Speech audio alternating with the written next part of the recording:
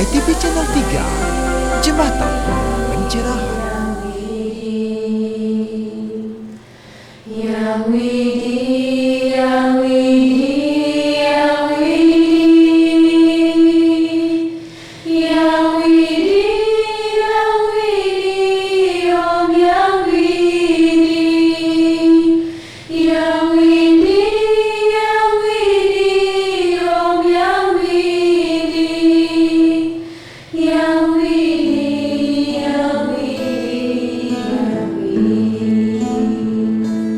Yang Widi, Yang Widi, Yang Widi, Yang Widi, Yang Widi, Yang Widi, Yang Widi, Yang Widi,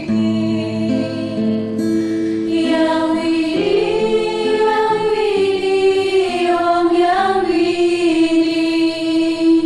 Yang Widi, Yang Widi, Yang Widi, Om Yang Widi. Yang Widi, Yang Widi, Yang Widi. Pemirsa dimanapun Anda membuka gawai, Napi Orti, dumugi satrahayu dalam karunia Hyang Widi.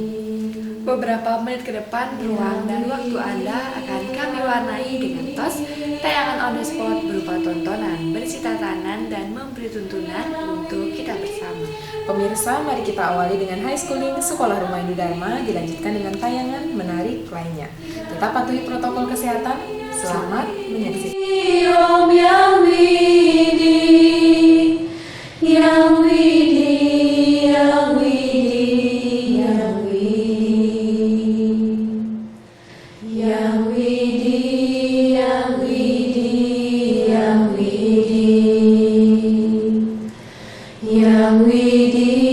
Yang Widi, Yang Widi, Yang Widi, Yang Widi, Om Yang Widi, Yang Widi, Yang Widi.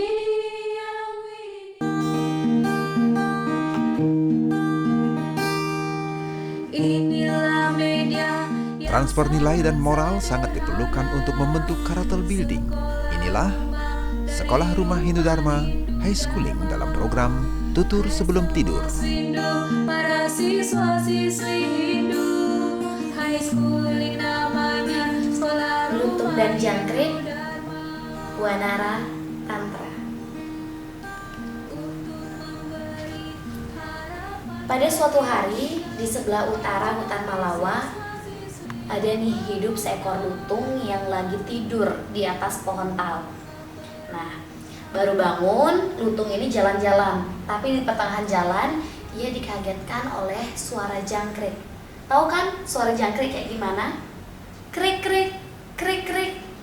Nah, lalu tanpa pikir panjang, si lutung pun langsung mendekati jangkrik itu dan berkata, "Aduh jangkrik, kenapa sih kamu hanya bisa menangis? Coba dong sekali-sekali gembira kayak aku." Tapi si jangkrik menjawab, "Heh lutung, aku itu tidak sedang menangis. Aku lagi bernyanyi karena gembira." Si lutung ngajak si jangkrik untuk membuat kue ketan bersama nih. Nah, tapi lutung bilang ke jangkrik, "Jangkrik, ketika kita mau buat kue ini, kamu harus ngajak semua teman-temanmu dan teman-temanmu harus bawa satu persatu ketan." Nah, akhirnya si jangkrik pun menyetujui hal itu dan jangkrik pun mendatangkan semua teman-temannya sambil bawa ketan satu persatu. Nah, setelah mereka berkumpul di satu tempat, si lutung bilang, "Kayaknya makanan ini nggak lengkap deh tanpa ada parutan kelapa di atasnya." Akhirnya si lutung pun pergi tuh untuk mencari kelapa. Setelah dia mencari kelapa, diparutlah kelapa itu. Lalu sekarang untuk alas dari kue ketan itu, si lutung mengambil pelepah pisang.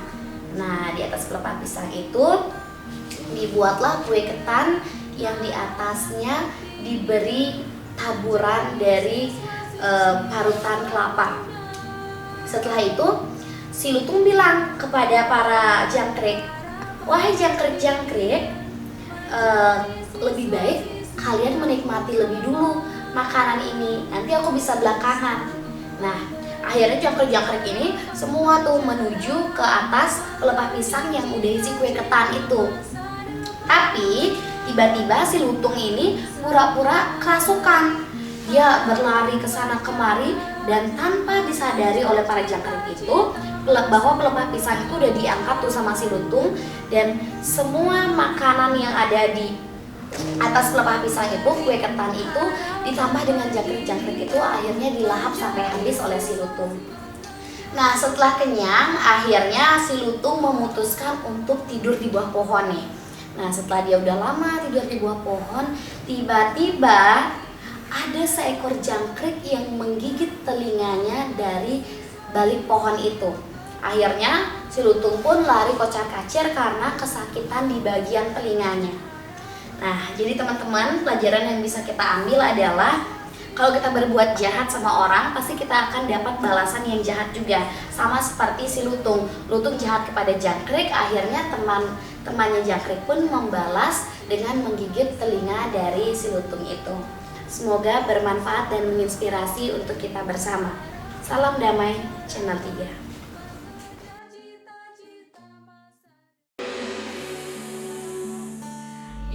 Sebentar lagi, Manik, kata-kata.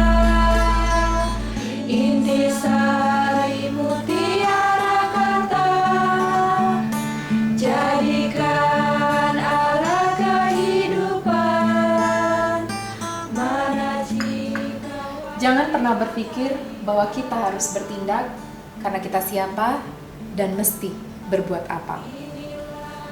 Tapi tariklah nafas, pejamkan mata sejenak, tinggalkan logika, lalu berkarma apa saja sepanjang memberi kemanfaatan dan pencerahan bagi banyak orang. Samia Gandewa untuk Hindu Dharma bercahaya. berpikir, berkata, berlaksana, jadikan arah kehidupan. Mana jika wajika kaika. Berawal dari secangkir ngopi, ngobrol inspiratif mengajak Anda melihat peristiwa dari sudut pandang berbeda. Berbagai tokoh inspiratif akan mengemas narasi menjadi solusi.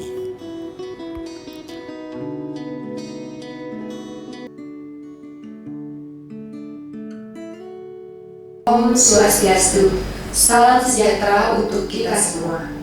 Pemirsa ITV dan seluruh watamian, mogi-mogi sehat selalu atas karunia yang widi. Dengan tetap menerapkan prokes 3M, pakai masker, cuci tangan, dan jaga jarak, namun hati tanpa jarak dengan dharma yang kita yakini. Yang kami sucikan Ratu Pandita Agung Putra Nata Siliwangi Manuabe beserta Ratu Pandita Istri. Selamat siang dan selamat datang di Gedung 3 Rumah Hindu Dharma, serta seluruh watamian yang telah menyisikan waktu hadir di tempat ini. Perlu disampaikan, ini lunch talk yang dikemas khusus dan luar biasa karena yang akan menjadi guru kehidupan kita kali ini Ratu Pandita dari Tanah Pasundan, Sunda Wiwitan, nama yang sudah tak asing lagi. Pajang, Siliwangi, Batu Tulis, ini adalah kepustakaan yang sangat akrab di sejarah Hindu Nusantara kita. Tapi apa, bagaimana, dan seperti apa Sunda Wiwitan itu? Apakah ada kaitannya dengan wit Hindu Nusantara? Pemirsa HiTV Channel 3, temukan jawabannya dalam rentang lunch talk siang hari ini. Bernyanyi nada-nada suci untuk yang widi. Ku bernyanyi untuk memetik cahaya surgawi. Seperti apa cahaya surgawi yang sebentar lagi akan kita petik dari pencerahan Ida Pandita? Mia Gandewa akan memandu Biang Lala Hindu Nusantara. Terima kasih Diah Parisya, co-host kita kali ini. Om Swastiastu, Ratu Pandita. Ya, terlebih dahulu sebagai pengenalan kami ingin mendengar langsung dari Ratu Pandita tentang gambaran umum dari Hindu Sunda Wiwitan. Wiwit artinya asal, mungkin Ratu bisa memberikan gambaran dan cerita tentang Sunda Wiwitan. Silakan, Ratu.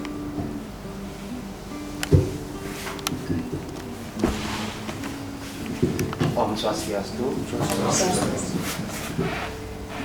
Terima kasih. Oke, sudah bisa bertanya seperti itu. Pertanyaannya bagus sekali. Sunda Wiwitan Wit itu kita bagi ada dua kata di situ. Sunda bukan berarti suku, tapi berarti ajaran, dan Wit berarti asal. Ya.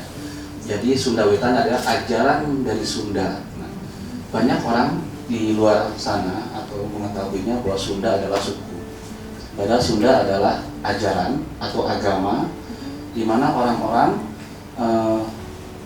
memahami akan arti Tuhan monoteis itu sudah sejak jauh sekali sebelum adanya ajaran-ajaran yang lain.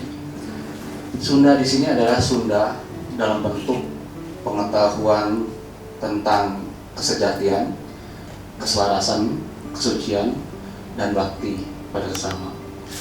Wit di sini adalah asal.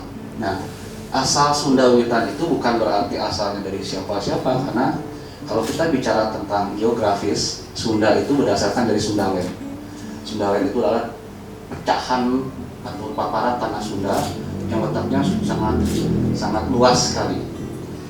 Nah, di paparan tanah Sunda itu ada ajaran-ajaran kearifan, ajaran Sunda namanya.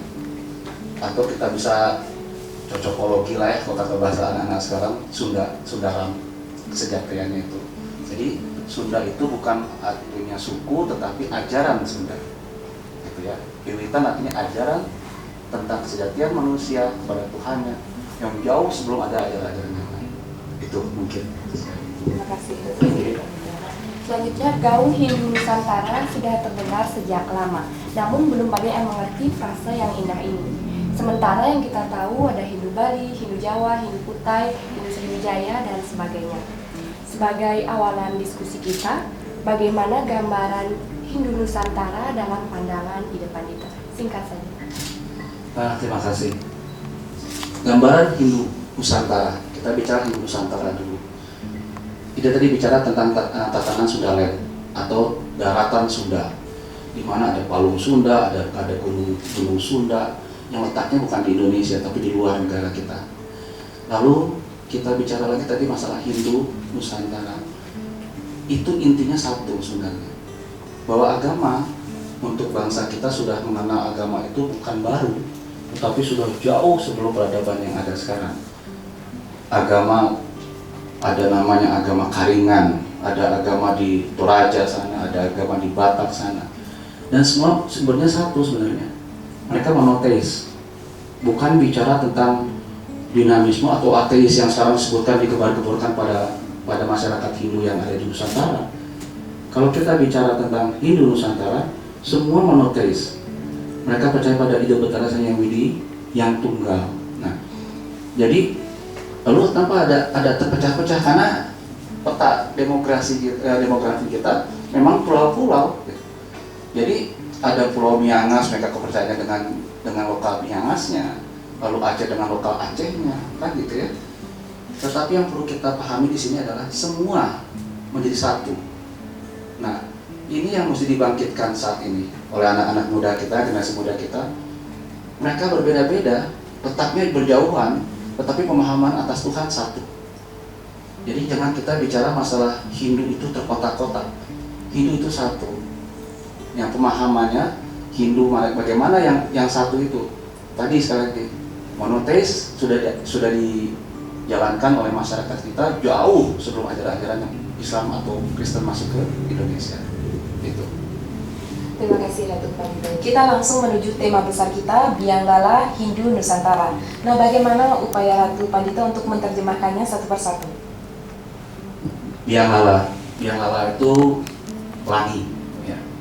Magiku Himinium. Kalau semua anak SD, SMP, Magiku Himinium. Biang Lala itu pelangi. Kalau kita bilang, kita satu kutip aja lagunya Jamrut ya, ada pelangi di bola matamu gitu.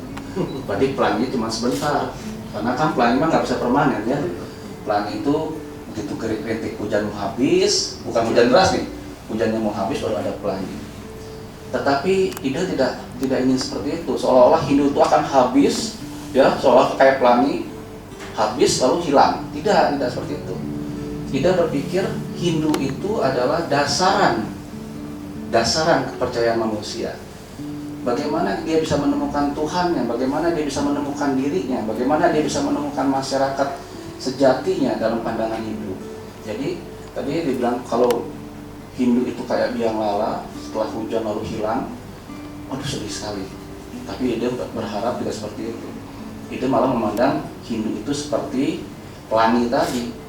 Dimanapun dia berada, dia sebagai pelangi. Indah, dicari, dikagumi, kan gitu ya. Lalu Hindu itu lembut. Pelangi mana ada yang bisa melihat? Maka pelangi itu lembut sekali.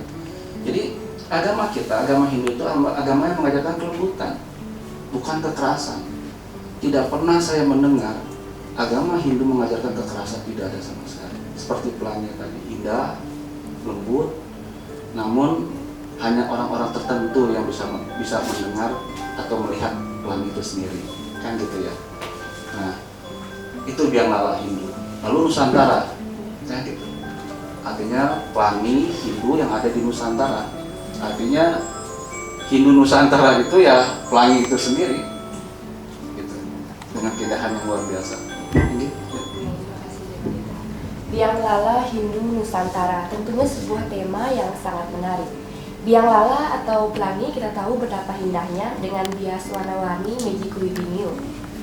Namun, kalau hujan berhenti, biang lala pun ikut lenyap. Dikaitkan dengan Hindu Nusantara, apakah ini hanya keindahan semu?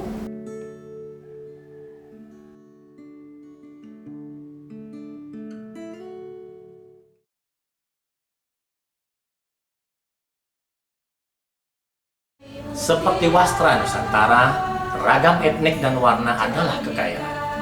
Dan anyaman benang bineka adalah tunggal ikanya toleransi. Dan perbedaan budaya adalah wujud keharmonisan, karena keindahan adalah pesona bersekutunya perbedaan. Atas nama Satyam Siwam Sundaram, kebenaran, kesucian, keharmonisan, saya, Made Sunarsa, Ketua KPID Bali, dari Studio High TV Channel 3, untuk toleransi Indonesia. Membaca buku digital seperti berenang di kolam renang.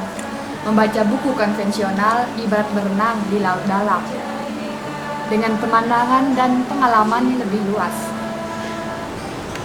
Karena itu, bacalah buku konvensional agar lebih mengerti artinya, memahami isinya, dan meyakini nilainya. Hanya perpustakaan tempat nilai-nilai dilestarikan.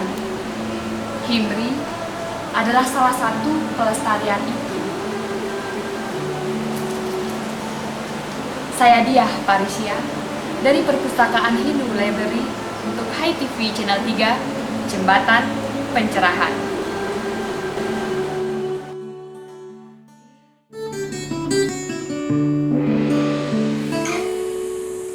Pemirsa, berikut ini pintu Sarasa Muscaya akan dibuka dalam One Day One Sloka.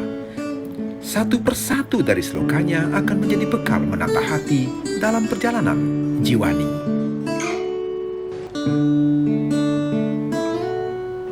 Memetik catur purusa arta tentang dharma arta kama moksa,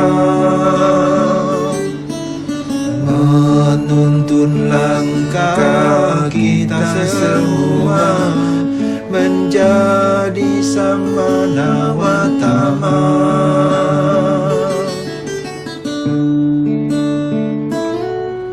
Sarasa Muscaya artinya himpunan Saripati Mahabrata. Pemirsa, baru saja kita saksikan One Day One Sloka yang menjadi tayangan akhir perjumpaan kita. Maaf jika ada tak berkenan. Terima kasih atas kerjasamanya. Saya Diah Parisia mewakili seluruh kru High TV Channel 3 mohon pamit undur diri. Semoga dapat menginspirasi dan bermanfaat untuk kita bersama. Sampai jumpa dalam tos berikutnya. Salam damai. Sarasa Muscaya artinya himpunan Saripati Mahabrata. Ketua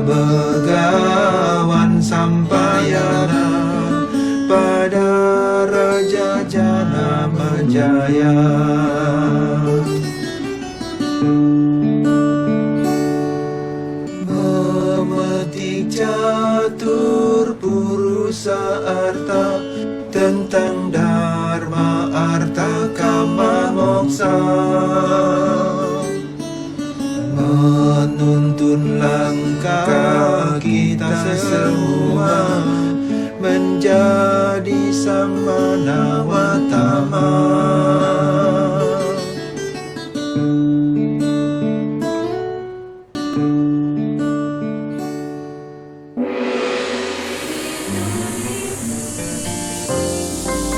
ITV Channel 3, Jembatan Pencerahan.